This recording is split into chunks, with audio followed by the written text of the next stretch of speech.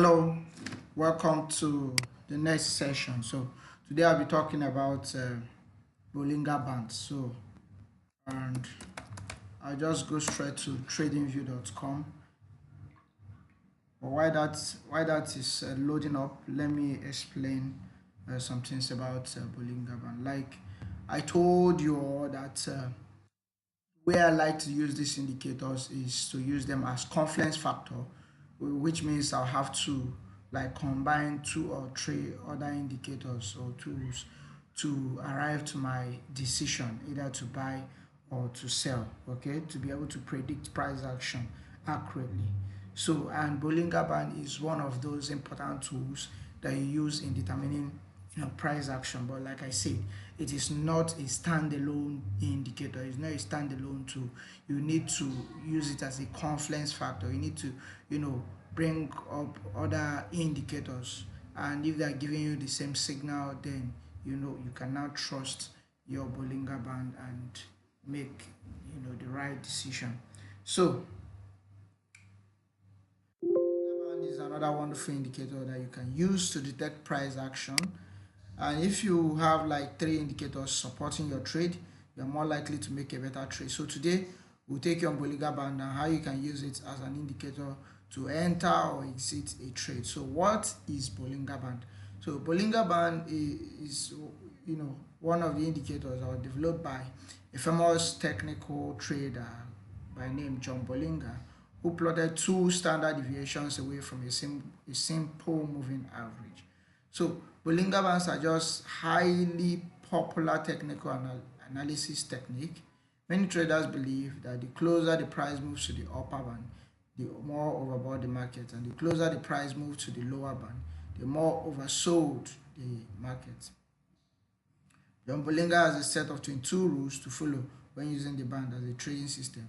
We'll give you a link to look into that later, but that's not what we are here for.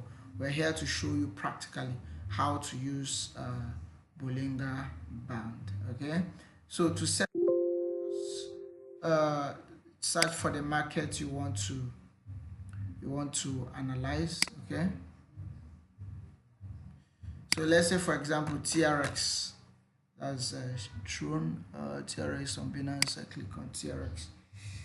You can actually pull up any market. Okay, I'm just using TRS as an example. So you click on interactive chart.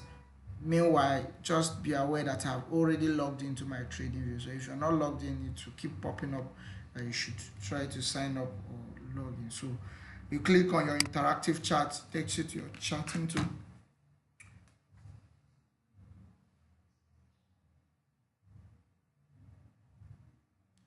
Yes, here we are.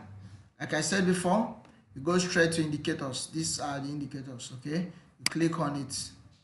You click on the indicators, you search for Bollinger Band. All these things are awesome indicators, but you cannot know them, or if you can, that's also very okay. But anyone just be very accurate in using them. So search for Bollinger double L. Okay, so Bollinger Bands. I click on Bollinger Bands, so automatically it will be added to my chart. Let's see if it has reflected on my charts. Close this. Yes, so that is the Bollinger. Okay, this is the Bollinger here, and this is the stochastic RSI, but that's not what we are talking about now. We're talking about the Bollinger Band. So from the chart you're looking at now, there are two rules, and one of it is that whenever price hits the lower band, this is the lower band, okay, this blue line, okay, that it's more likely for price to move up. Okay, it's likely that price is going to reverse back up. Okay, so it's a signal to buy that market. But like you can see from here, there's a very sharp drop even when price has actually hit the line and was even trading below the line, which is very rare. But this particular dump actually happened because of the BTC dump. Okay, it happened because of the BTC dump, and that's why it happened. Let me pause this. Yes, back again. So, like I said before, this dump actually happened because of the sharp dump on BTC. And you know that, when you're trading this market, you should also pay very close attention to what BTC is doing. Because if BTC these days, BTC just have, very big dominance on some of these altcoin, on almost all of these altcoin. Okay, whenever BTC goes down, all of it drags all of them down. Why? Because people will be selling off their alts and then hedging their fund on USDT, okay, to limit their loss, okay, or the exposure to too much risk. So as you can see, this is a sharp drop, and this drop actually even happened below the band, way too below the band, okay. But as you can predict, this is a good time to enter this market if BTC will be stable. Okay, if BTC will recover, this market will go back up and start trading within the band. Okay, and even above the band, because it's this hitting of the lower band is actually a buy signal. But like I said, it is not a standalone uh, uh, indicator. You have to combine it with other indicators, and if we are to combine this with the stochastic RSI, which is this, as you can see on the 4 hours, this is the 4 hours time frame. On the 4 hours, the stochastic is actually showing that it is oversold. It is oversold. But like you can see, the signal for stochastic is when the blue line crosses the red line up. So if I'm to enter this trade, I wouldn't enter stochastic to show me that it's now a good time to enter. So Bollinger Band is showing me that this market is good to enter. So I'll pay attention to my BTC movement, I'll pay attention to my stochastic and any other indicator that will support my trade to be able to enter. Okay, is that okay? So let's proceed. Now, another thing you need to know about the Bollinger is that when price hits the upper band, this is the upper band here, okay, there is a probability that this market is going to start going down. Let me show you an example here. This is an example where price action moved from this place. Remember, I told you when it hits the lower side of the Bollinger, there's every probability that the price will start going up. So when it hits this band here, price started moving up. It moved up here, even though it didn't hit the band here, it retraced, okay, but it wasn't a strong retracement. And then it was when it hit this band that it now did the very strong retracement all the way down here, even though it didn't touch this lower band, and it went up again, but it didn't really do good percentage until this place that it touched the band before it moved up again. So if you're just watching your Bollinger and you're using your stochastic to support it, and any other indicator that you can use to support it will really help you to make good trades. Okay, then another thing you need to know about the Bollinger is on the tightening and the opening of the band. As you can see from this place, the band was so tight, and at this place it opened up. When it opened up and expanded, that was what ushered in this particular drop. Okay, so if you're sharp enough, you can see the band opening up. You can see it opening up, and when you see it opening up, is an indication to either go into that market or leave that market. In this case now, when the band opened up, and then you see that price action hits the upper band, it was an indication that you should leave this market, that this market is actually going to go in the negative direction.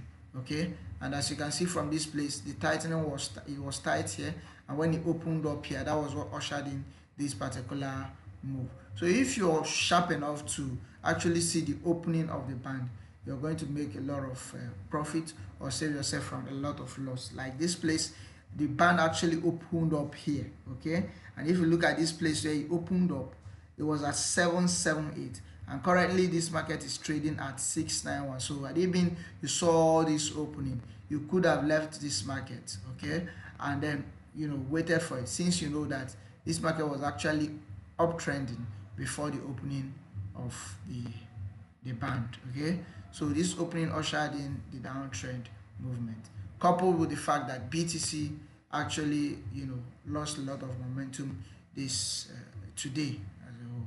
So I think that is where we will stop today for the Bollinger Band. If you didn't learn anything, please learn to one, when price hits the lower band, there's every probability that it's going to rebound back and then price action will start going forward, which is what we're actually looking out for, to enter when price action is about to go up, and then we'll take profit.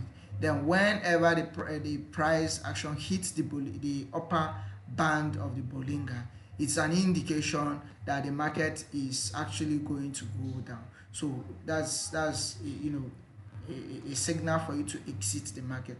Just test this out with other markets and give me feedback.